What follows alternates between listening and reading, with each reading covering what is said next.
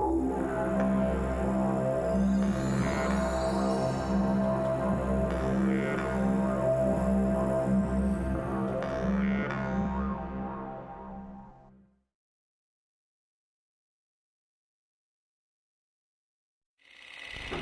вот встреча. 1931 год. Негорелов. На родную советскую землю возвратился из... Сердечно приветствую первый съезд литераторов Сибири, единокровных со мною и людей других племен суровой великой страны. Не зная языка бурят и якутов Саха, я, наверное, все-таки понял бы прекрасное чувство, вложенное автором поэмы «Кысылаюн», и услышал бы слова анимпадиста Сафронова: «Настал желанный день расплодить по всей земле бесконечное добро».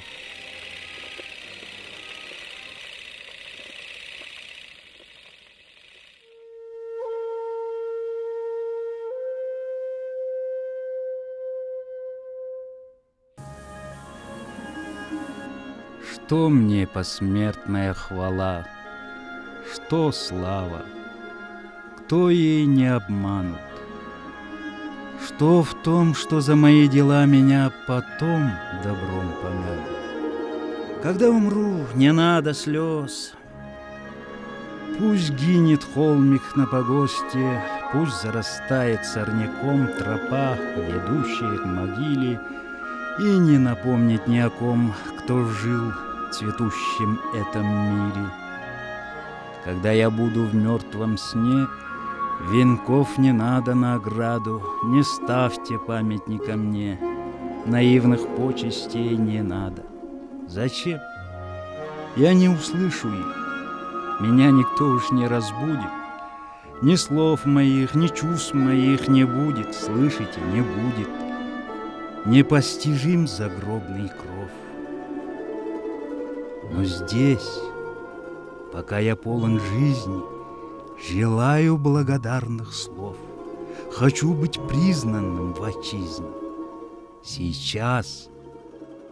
Как он воспринимал этот окружающий мир, с каким трагическим восприятием, и в то же время с долей оптимизма какого-то народ человеческий. Я ощутил, что это большой, огромный поэт с таким внутренним, огромным содержанием, духовным содержанием, как он воспринимает мир. Удивительный поэт. Сейчас, пока живой, пока держусь, дышу и плачу, и погружаюсь с головой то в бездну горя, то в удачу, пока работаю как вол, пока в суровых буднях века ищу божественный глагол, чтобы возвысить человека. О, человек, о, род людской, в деяниях, в суете пустой, как он велик и как ничтожен. У всех у нас грехи свои. И тот, кто стар, и тот, кто молод, все ищут счастья и любви. Все знают нищету и голод.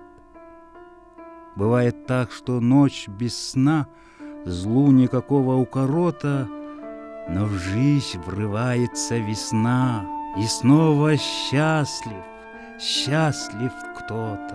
Тот жаждет славы, это чести, нас ливни хлещут, ветры бьют. Родные, милые, все вместе мы люди. Мы народ, мы люд.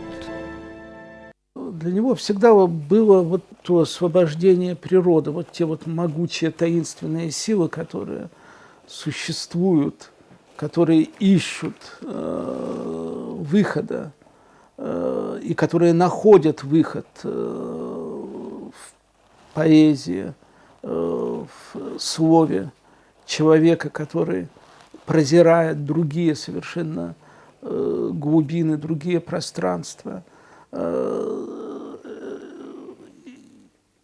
И вот это осуществление, оно одновременно счастье необыкновенное для самого человека, который это произносит, который это делает, И это, конечно же, то счастье, которое он сообщает своим читателям. И, может быть, так сказать, вот большего-то счастья и не бывает.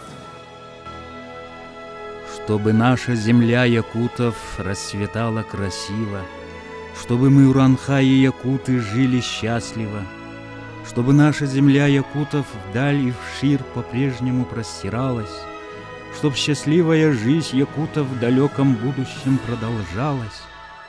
Я жду появления великого певца и поэта. По души по велению вам предсказываю я это.